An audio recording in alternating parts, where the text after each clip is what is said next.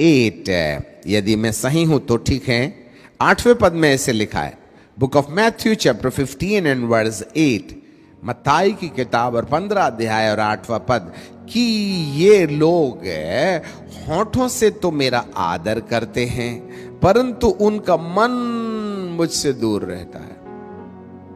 जी हां, वे होठों से तो मेरा आदर करते हैं, आते हैं भवन में, गिटार भी लाते हैं और उसके बाद गाना भी गाते हैं, तबला ढोलक भी आता है, आप भी आते हैं, गीत की किताब भी लाते हैं, बाइबल भी लाते हैं सीने से चिपटा के, और नई वाली नोट दान चंदे के लिए भी लाते हैं।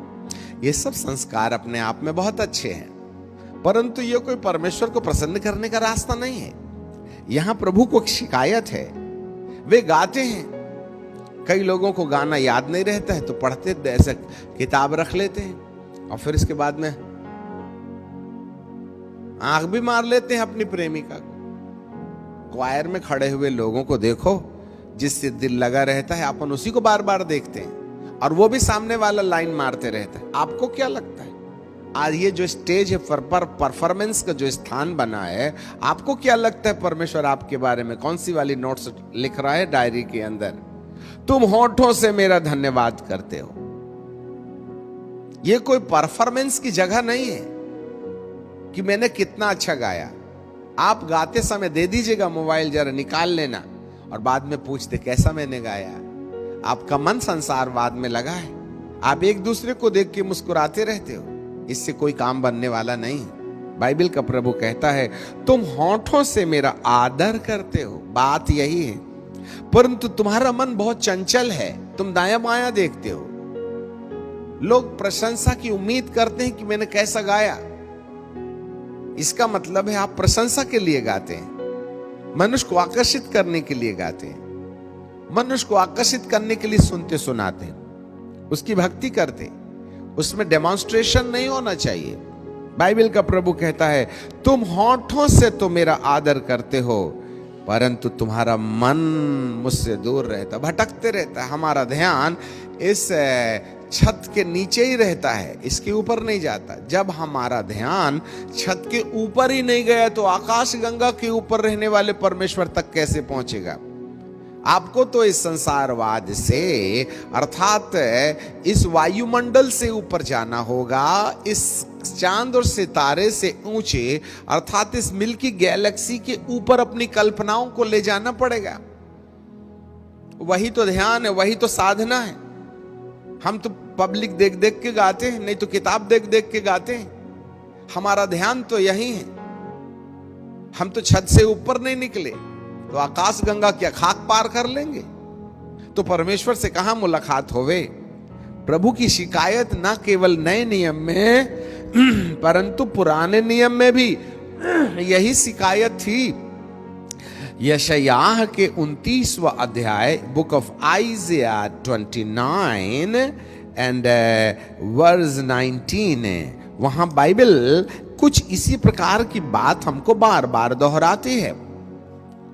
29वां अध्याय और उसका 13वां पद, और प्रभु ने कहा ये लोग जो मुंह से मेरा आदर करते हैं मुंह से मेरा आदर करते हुए समीप आते हैं परंतु अपना मन मुझसे दूर रखते हैं, जो केवल मनुष्य की आज्ञा सुन सुन करके भय मानते हैं।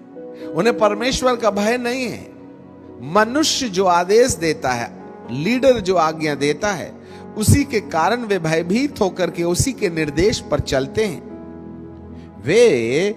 वे जैसे पुराने जमाने में या फिर जो पिक्चर में होता है, क्वायर यहाँ गाती है, सामने वाला एक व्यक्ति खड़ा रहता है और वो ड्रम के ऊपर खड़ा रहता है, 2 छड़ी रख लेता है और यूं यूं करके इशारा देता है। मतलब तुम उसके तर्ज पर चलो, इसलिए गाने बजाने वाले भी यूं यूं यूं यूं करते हैं। तो यहाँ पर परमेश्वर के ध्यान का कोई मतलब ही नहीं रहता है।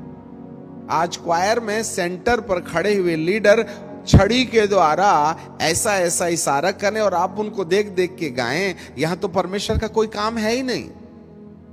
हम तो लीडर देख करके, इसलिए बाइबल क्या बोलती है कि तुम मनुष्यों की आज्ञा सुन सुन करके मेरा भय मानते हो, मनुष्यों की ओर देख देख करके गाना गाते हो, मनुष्यों के संसारवाद को माध्यम बना करके तुम परमेश्वर की भक्ति करते हो। तो यह डेमोन्स्ट्रेशन नहीं हुआ तो क्या हुआ?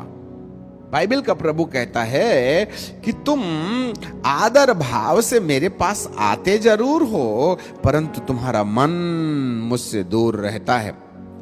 अब जरा देखिएगा कैसे यशायाह की किताब के 29वें अध्याय के 13वें पद में मन की बात कही, और यहां पर आपने मत्ती की किताब के 15वें अध्याय के 8वें पद में कि वे होंठों से मेरा आदर करते हैं, उनका मन मुझसे दूर रहता है। इसका मतलब यह समस्या सदियों से बनी हुई है।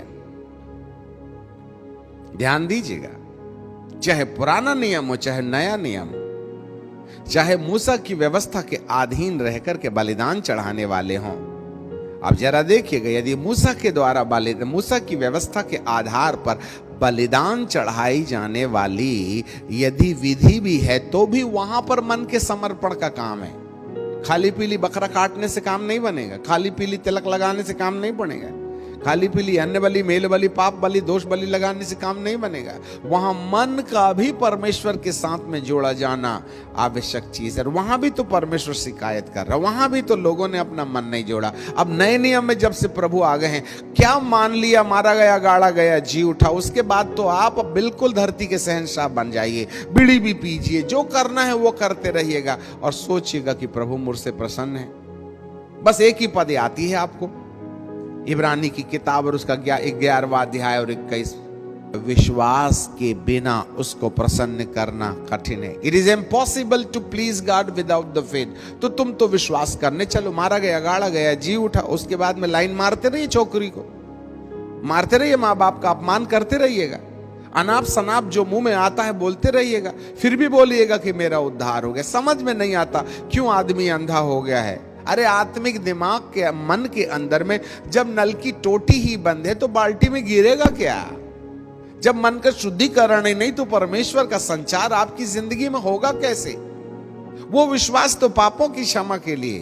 अगले एपिसोड में विश्वास क्या होता है उसका भी स्पष्टीकरण देने की हम लोग कोशिश करेंगे, जिससे कि विश्वास के कितने रूप पाए जाते हैं। आज विश्व की कलीसिया KG1 और KG2 की क्लास पर खड़ी हुई है, मन में कहीं कोई तब्दीली नजर नहीं आती है, क्योंकि जो पाठ हमको अदा करना है, हमने एक बात बताया था, चेंजिंग योर डाइट, अर्थात जैसे भोजन में हम नियंत्रित करते रहते हैं, खाते जाइए 2.5 क्विंटल के ना बनिएगा, कल निपटने वाला आज ही निपट जाएगा। कुछ आत्मिक जीवन के अंदर में भी हमको अपनी आत्मिक खुराकें बदलनी पड़ेंगी, उन साहित्यों से दूर रहना पड़ेगा जो आपके दिमाग में उत्तेजना पैदा करते हैं, ऐसी बातों से हमें दूर रहना पड़ेगा जो आपके अंदर में वासना पैदा करती हैं। हमारे अंदर में ऐसी बातों से दूर रहना पड़ेगा जो जेलसी पैदा करती हैं, शिकायत पैदा करती है, मर्मरिंग पैदा करती हैं। हमारी खुराक को बदलना पड़ेगा। आप बेफिजूल की गंदी चीज मोबाइल में देखना बंद ना कीजिए और कहिए मेरा मन बदल दे प्रभु। आप जीभ से अनाप शनाप बात बोलना बंद ना कीजिएगा। आप कसम भी नहीं खाते हैं कि आज से ऐसा नहीं करूंगा, फिर भी दुआ कर रहे हैं प्रभु मेरा मन बदल दे, मेरा मन बदल दे। प्रभु कहेंगे एग्रीमेंट में तेरे साइन तो है ही नहीं, मैं हाथ बढ़ा के हिला कैसे लूं? तू अपना हाथ बढ़ाएगा तभी ना। इसीलिए जो आवश्यक सामग्री यहां मनुष्य के जीवन को नम्र बनाने के लिए, टूटा बनाने के लिए है, तो एटलीस्ट हम जब भक्ति करते हैं और जब हम परमेश्वर की आराधना करते हैं तो हमें अपनी कल्पनाओं को आकाश गंगा के ऊपर ले जाने वाला मन तैयार करना पड़ेगा। होंठों से तो तुम मेरा धन्यवाद करते हो, परंतु तुम्हारा मन मुझसे दूर रहता है। मेरे प्रियो, यही एक कमजोरी और इसी की शिक्षा आज नहीं दी गई। मैं विश्वास नहीं करता गाना, सामाजिक गाना गाने के लिए गाने की किताब से जरूर पढ़ा जा सकता है, ये परफॉर्मेंस है, नॉट आराधना। आराधना के लिए शब्द आपको बाय हार्ट करने पड़ेंगे, आंखें बंद करनी पड़ेंगी, अपनी कल्पनाओं को यहां से कहीं ऊपर आकाश गंगा की ओर ले जाना होगा। तब हमारी भक्ति से स्वर्ग का सिंहासन हिलेगा। तब परमेश्वर कहेंगे, कौन हिलाया रे बाबा मेरा पाया? तब वह उठ करके कहता, आता ना, आया ना, बहुत देर से हिला रहा है। तब महाप्रतापी परमेश्वर यहोवा इज़राइल की स्तुति के सिंहासन पर विराजमान है, वो आ पड़ेगा ना, तो आपको अंधे लंगड़े के लिए दुआ थोड़ी नहीं करने पड़ेगी, वो खुद ही उठ भाग निकलेंगे। आपकी दुआ से थोड़े ना भागते, वो तो परमेश्वर की उपस्थिति से न भागते। इजरायलियों के चिल्लाने से यरीहो की दीवार थोड़ी ना गिरी थी, वो तो परमेश्वर की उपस्थिति से गिरी थी। उसको लाओ ना, उसके लिए मन के नवीनीकरण की जरूरत है। धन्य है वे जिनके मन शुद्ध हैं, वे परमेश्वर को देखेंगे। धन्य है वे जो नम्र हैं, वो पृथ्वी के अधिकारी होंगे। धन्य है वे जो दीन हैं, वह स्वर्ग के अधिकारी होंगे। वह टूटे मन वालों के समीप और पिसे हुओं का उद्धार करता है। अभी तक हमने रॉ मटेरियल इकट्ठा किया है, आप मन बनाइए, अपने खुराक को बदलिए। इस व्यस्त संसार से थोड़ा कुछ समय निकाल करके अपने मन को विराम दें, जिससे कि देह की साधना वाला कार्यक्रम किया जाए।